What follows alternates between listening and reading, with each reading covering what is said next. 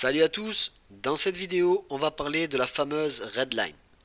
Souvent au cœur des débats, la red line suscite généralement un fort engouement et constitue parfois même un objectif ultime à atteindre pour certains. Parce que les graphes avec une red line qui monte en flèche auront toujours plus de gueule que les graphes avec une red line qui chute, même si en soi la green line y est bien meilleure, je me devais de vous parler de ce sujet. Alors, pour celles et ceux qui ne sauraient pas encore de quoi il s'agit, je vous explique rapidement ce qu'est la red line. Au poker, les résultats financiers sont souvent mis sous forme de graphique afin d'avoir un effet plus visuel. Sur ce graphique, on y voit nos résultats représentés par une courbe verte qui peut soit être positive si vous êtes un joueur gagnant, soit négative si vous êtes un joueur perdant. C'est ce qu'on appelle la courbe de gain. Mais lorsque vous regardez votre graphe sur votre tracker, vous pouvez aussi afficher d'autres courbes, notamment la courbe bleue ou grise parfois pour les one at showdown et la courbe rouge pour les non-showdown winnings. Mais à quoi correspondent exactement ces deux courbes? Concrètement, au poker, il y a deux façons de gagner une main. Vous pouvez soit avoir la meilleure main à l'abattage, en gros, vous allez jusqu'au bout de la main et montrer une meilleure combinaison que votre adversaire, soit gagner parce que tous vos adversaires se sont couchés, auquel cas la main s'arrête avant le showdown et vous remportez le pot sans avoir à montrer vos cartes. L'argent généré par vos gains lorsque les adversaires se couchent, donc lorsque vous n'allez pas au showdown, sera attribué à votre courbe de non-showdown winnings, la fameuse red line, tandis que votre courbe de gain à l'abattage, la courbe bleue, ne sera pas affectée. Même chose, les gains que vous obtenez lorsque vous montrez une main gagnante à l'abattage seront attribués à votre courbe bleue, la courbe des gains à l'abattage, tandis que la courbe rouge, elle, ne bougera pas. Et ça fonctionne de la même manière pour les pertes. Lorsque vous perdez un coup parce que vous vous êtes couché, les pertes seront attribuées à la courbe rouge, et lorsque vous perdez à l'abattage, les pertes seront attribuées à la courbe bleue. L'addition de ces deux courbes donne vos résultats réels retranscrits par votre courbe verte, la courbe de gain. Au final, ce qui nous intéresse vraiment, c'est la courbe de gain, donc la courbe verte. Les autres sont juste là pour nous donner des informations supplémentaires sur la façon dont on génère nos profits aux tables, et ne sont donc en réalité pas si importantes que ça. Mais du coup, pourquoi est-ce qu'il y a une telle hype autour de la ligne rouge? Eh bien, c'est principalement dû au fait qu'il n'est pas si facile que ça d'avoir une redline positive, et qu'il est bien plus fréquent que les joueurs aient une redline qui plonge naturellement vers les abysses, donc améliorer sa redline s'apparente comme un moyen efficace d'augmenter ses profits, et accessoirement aussi parce que la redline est associée au bluff, et qu'au poker, les bluffs, c'est cool. Avoir une redline qui monte en flèche est aussi très souvent associé au skill. En d'autres termes, si vous avez une redline positive, vous êtes un bon joueur, ce qui n'est pas nécessairement vrai, et ironiquement, à win rate égal, avoir une redline qui monte trop est probablement plus exploitable qu'une redline break-even. Cela dit, avoir une redline qui descend trop est probablement synonyme de faiblesse dans votre jeu. Et dans cette vidéo, on va voir comment améliorer sa redline tout en ayant un jeu gagnant. Tout d'abord, laissez-moi vous dire qu'il est extrêmement simple d'avoir une redline qui touche le plafond. Pour cela, il suffit juste de ne jamais fold. Si vous ne foldez jamais, votre redline ne descendra jamais. C'est aussi simple que ça.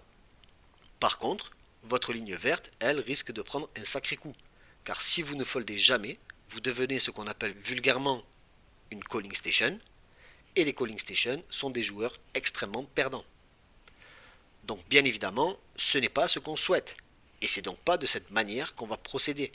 Mais c'est bien de le mentionner car cela aide à comprendre les mécanismes et aide à prendre conscience du fait que si on cherche à améliorer notre redline, c'est uniquement dans le but d'améliorer nos profits de manière générale. Sinon, ça n'a aucun intérêt. Du coup, pour que notre redline ne descende pas trop, on devrait éviter les situations où on fold trop. Et si on regarde notre tracker, il y a des situations assez évidentes où notre redline chute fortement car on fold trop. Et c'est lorsqu'on est en blend. Le fait d'avoir investi de l'argent dans le pot sans avoir vu nos cartes implique qu'on va devoir folder une bonne partie de ces mêmes préflops, ce qui a pour résultat de fortement faire chuter notre redline. Une solution assez simple serait donc de se dire que pour avoir une redline qui chute moins, on devrait défendre plus en big blind, surtout versus les sizing small. On peut aussi 3 bet plus, et on peut voler plus les blinds en small blind et au bouton. Eh bien oui, mais non. En soi, être plus agressif pré-flop, défendre plus ses blinds est une des manières d'améliorer sa redline, et c'est un prérequis incontournable pour obtenir une redline positive, mais cela ne garantit pas une amélioration de votre redline.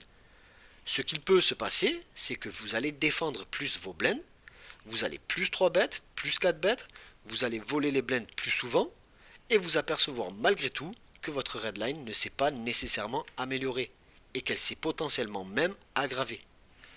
Du coup, vous allez vous demander pourquoi c'est le cas, puisque maintenant que vous défendez plus vos blinds, votre redline devrait s'améliorer.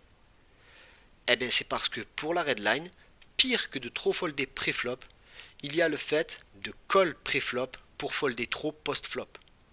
En d'autres termes, si vous défendez plus vos blinds pré-flop mais que vous foldez toujours autant post-flop, ce sera encore pire car vous perdez maintenant des sommes encore plus grosses, ce qui aura un impact négatif encore plus important sur votre redline. Donc en résumé, il ne suffit pas simplement de défendre plus ses blinds pré-flop pour améliorer sa redline. Il faut aussi pouvoir assumer ses défenses post-flop, car dans le cas contraire, cela sera encore pire pour la redline que de simplement fold pré-flop. Vous voyez donc que ce n'est pas si facile.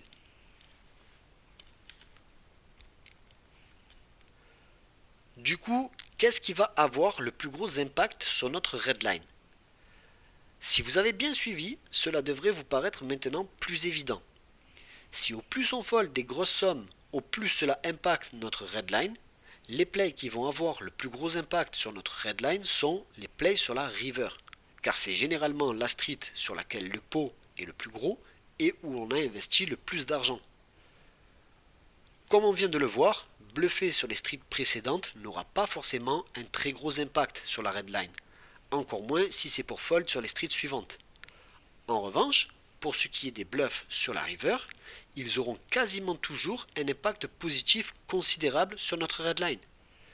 Si on prend le cas d'un bluff en 3 barrels all-in sur la river, les fois où l'adversaire fold, la redline prend généralement un énorme boost, et les fois où l'adversaire call, notre ligne bleue va fortement baisser, mais la redline, elle, ne va pas bouger.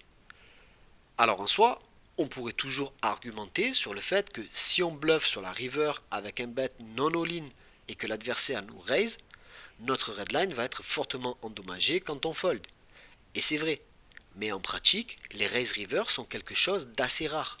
Donc la vaste majorité du temps, soit on va faire folder l'adversaire et faire grimper notre redline, soit se faire call et notre redline ne bougera pas. Tandis que sur les streets, comme le flop par exemple, si on bluffe et que l'adversaire colle, le coup continue. Et si on est amené à fold plus tard dans le coup, c'est de suite très mauvais pour notre redline. Et c'est la même chose pour les calls. Si on colle le flop et qu'on colle la turn pour voir des cartes, puis qu'ensuite on fold any river lorsqu'on n'a pas touché, c'est juste catastrophique pour notre redline. En conclusion, plus les plays sont avancés sur les streets et plus on a investi dans le pot, plus l'impact sur notre redline sera important. Du coup, maintenant qu'on sait que c'est les plays sur la river qui vont avoir le plus gros impact sur notre redline, il convient de nous demander quels sont ces plays. Généralement, il va y avoir 3 types de plays qui vont avoir une influence considérable sur notre redline. C'est les bluffs catch et les value bet sin. On va donc voir chacun de ces types de plays en détail et s'attarder sur la façon dont ils impactent notre redline. On commence donc avec les bluffs river, car c'est ce qui nous vient en premier à l'esprit lorsqu'on parle de redline, et à juste titre, car c'est probablement le facteur le plus important pour l'amélioration de notre redline. Mais comme on l'a précisé juste avant, Les bluffs, de manière générale, ne sont pas nécessairement vecteurs de redline ascendante, car les bluffs sur les streets précédant la river ne se traduisent pas toujours par un impact positif sur la redline. Un exemple évident de ça, c'est lorsque vous décidez de 3 bet OOP pré-flop, que vous faites un C-bet sur le flop, sur la turn, vous décidez de mettre encore un barrel pour essayer de faire fold des mains moyennes encore présentes dans la range adverse, et que lorsque l'adversaire colle votre C-bet sur la turn, vous vous dites qu'il a nécessairement quelque chose qu'il ne foldera pas sur la river, et décidez de give up. Du coup, vous checkez, vous faites face à une mise et vous foldez, ce qui est catastrophique pour la redline. Alors attention, je ne dis pas qu'il ne faut jamais give up ou folder sur la river. Je vous montre simplement que les bluffs sur les streets précédant la river ne sont pas nécessairement si utiles à la redline. Car comme on vient de le voir avec cet exemple, il y a eu 2 mises en bluff sur les early streets, mais le résultat est quand même très mauvais pour la redline. Tandis que les bluffs sur la river sont quasi systématiquement de très bons boosts pour la redline. Et même si en soi on peut parfois se faire raise et devoir give up, ça reste très rare. Donc la première implémentation qu'on peut faire pour améliorer la redline, c'est déjà de bluff plus souvent sur la river. Ça peut être le cas via des 3 barrels de bluff, que ce soit dans les single raise spots ou dans les pots 3 bêtes, mais aussi via des bluffs en 2 streets, voire même en une seule street, du moment que le bet est mis sur la river. C'est le cas des stop and go, aussi appelés bet check bet, des delay c bet plus follow up, les check bet bet, ou encore des one bet river, check check bet. Donc si votre objectif est d'améliorer votre redline, vous devriez absolument chercher à augmenter votre fréquence de bet en bluff sur la river dans ce type de spot. De plus, ils sont régulièrement considérés comme des spots d'auto-profit pour la plupart d'entre eux. Donc vraiment, la première amélioration que vous pourriez mettre en place dans votre jeu pour améliorer votre redline est de ne laisser passer aucun de ces spots de bluff sur la river lorsque vous avez R. Un autre type de bluff avec un gros impact sur la redline sont les raises sur la river. Alors en soi, il faut être assez prudent avec les raise river, car de manière générale, la population n'aime pas trop fold versus raise river. Donc c'est pas quelque chose qui pourrait être fait n'importe comment. Mais même si vous décidez de raise en bluff dans un mauvais spot, cela n'aura pas d'impact sur votre redline. Cela dit, ce qui compte, c'est avant tout de faire des plays profitables, donc c'est vraiment quelque chose qui devra être fait seulement quand la situation le permet. Et même si de manière générale, la pop ne fold pas trop face au raise sur la river, il y a tout de même des situations qui génèrent des autoprofits et qui seront des gros boosts pour votre redline si vous les prenez. Enfin, un autre facteur qui a un impact considérable sur la redline, c'est celui des sizing. Miser régulièrement avec des sizings très larges aura un impact non négligeable sur la redline, du fait que les sizings plus larges génèrent plus de fold equity. Alors en soi, comprenez bien ici que cela ne signifie pas que les sizings plus larges sont nécessairement meilleurs lorsqu'on bluffe, car ils obtiennent plus de fold. Ce n'est pas du tout comme ça que cela fonctionne. Lorsqu'on bluffe, on ne cherche pas à faire folder le plus de mains possible chez notre adversaire. On cherche toujours à utiliser le sizing qui génère la meilleure EV. Pour la faire extrêmement simple, au plus on mise cher, au plus on a besoin de faire folder une large partie de la range adverse pour que notre bluff soit profitable. Donc en soi, lorsqu'on mise cher, même s'il est vrai qu'on fait folder plus de mains chez notre adversaire, on a aussi besoin que notre adversaire folde plus pour le même résultat. Donc ce qu'il se passe, c'est que deux sizings, un small et un très large, peuvent avoir la même EV, donc aucun des deux n'est meilleur que l'autre, mais le sizing plus large, parce qu'il génère moins de fold, aura moins d'impact sur la ligne rouge, là où le sizing plus large, lui, obtiendra plus de fold, et donc aura un impact plus important sur la ligne rouge. Mais en termes de profit, ils sont complètement égaux. Donc c'est plus une question de style de jeu ici que de profit. Deux stratégies différentes peuvent très bien avoir le même win rate. La seule différence est qu'une des deux stratégies pourrait être plus difficile à exploiter que l'autre. Et ne vous dites pas que parce que vous faites fold plus souvent votre adversaire et qu'il voit moins vos cartes à l'abattage, c'est mieux pour votre stratégie générale. Car ironiquement, les stratégies avec des red lines extrêmement positives sont généralement aussi plus déséquilibrées et donc plus exploitables. On va maintenant passer au bluff catch. Alors les bluff catch sont aussi très importants pour la red line car ils fonctionnent comme les bluffs mais à l'envers. Avec les bluffs, lorsqu'on fait folder notre adversaire, notre red line monte et lorsqu'il colle, notre red line ne bouge pas. Ici, avec les bluff catchers, c'est l'inverse. Lorsqu'on fold, notre red line baisse et lorsqu'on colle, elle ne bouge pas. Donc en soi, même si l'impact des bluff catch est aussi très important pour notre red line, le mécanisme est différent. On pourrait dire vulgairement que les bluffs font monter la red line et les bluff catch l'empêchent de descendre. Si on se base sur la théorie, on peut constater qu'on est censé bluff catch extrêmement large. Il n'est pas rare de devoir call des mains aussi faibles que des bottom pairs selon l'action et les sizing. Les bluff catch sont donc une part extrêmement importante de notre stratégie et il est essentiel de bien comprendre comment ils fonctionnent et de l'accepter. Concrètement, lorsque vous décidez de bluff catch, vous ne devriez pas vous attendre à gagner le coup très souvent. Vous devriez même vous attendre à le perdre bien plus souvent que vous allez le gagner. Et c'est tout à fait normal. C'est comme ça que cela fonctionne. Les bluff catchers sont perdants la majeure partie du temps, mais les fois où ils gagnent, ils rattrapent les pertes précédentes, ce qui les rend profitables sur le long terme. C'est tout simplement une histoire de cote. Si l'adversaire mise 50% du pot, vous devez gagner au moins 25% du temps pour rendre le call profitable. Ce qui signifie que vous allez perdre le coup 75% du temps. Mais ça reste rentable.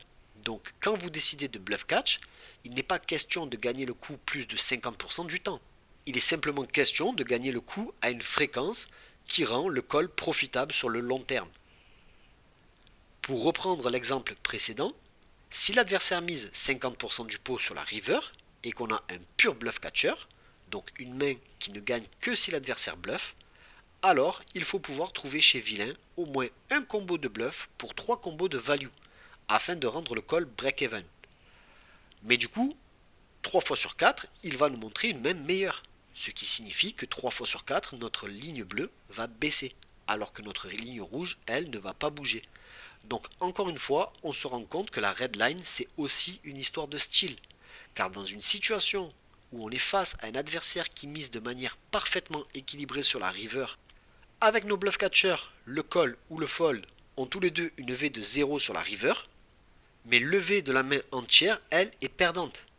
Et selon que vous avez call ou fold, ces pertes seront attribuées à votre blue line ou à votre red line. Enfin, dernier point, les value bet sin. Alors ça peut paraître assez contre-intuitif à première vue, car en soi, les value bets sont faits pour être call, par une portion plus faible de la range adverse, et donc les gains sont généralement attribuables à la ligne bleue. Mais il est important de comprendre la relation qu'il y a entre les value bet sin et la red line. Pour comprendre comment cela fonctionne, il est important de comprendre ce qu'est réellement un value bet sin. Concrètement, on parle de value bet sin lorsqu'on a une main qui surfe un peu avec la limite de la value. En d'autres termes, on peut potentiellement extraire un peu de value avec une mise, mais c'est très close. Autrement, ça serait un pur value bet. Cette limite, elle est aussi en rapport direct avec le sizing utilisé. Par exemple, si je mise 2 tiers pots sur la river dans une situation donnée, la limite c'est potentiellement mid pair. Maintenant, dans la même situation, si je décide de value bet à 2 fois le pot, alors la limite n'est plus du tout la même et je vais devoir revoir à la hausse mes mains de value. Donc en soi, ce qui se passe, c'est que plus on va value bet sin et plus le V du value bet va se rapprocher de celle du check. Si dans cette situation, on décide de tout le temps check, ce qui va se passer, c'est que soit l'adversaire va check back, auquel cas nos gains comme nos pertes seront attribués à la ligne bleue, soit il décide de miser, et on va call, puisqu'après tout, notre main est close pour être un value bet, c'est qu'elle est donc probablement bonne pour être call. Et du coup, là encore, nos gains ou nos pertes seront attribués à la ligne bleue, tandis que la ligne rouge, elle, ne bougera pas. Et en réalité, même si on décidait de check fold, cela serait très mauvais pour notre red line, puisque du coup ça la ferait baisser.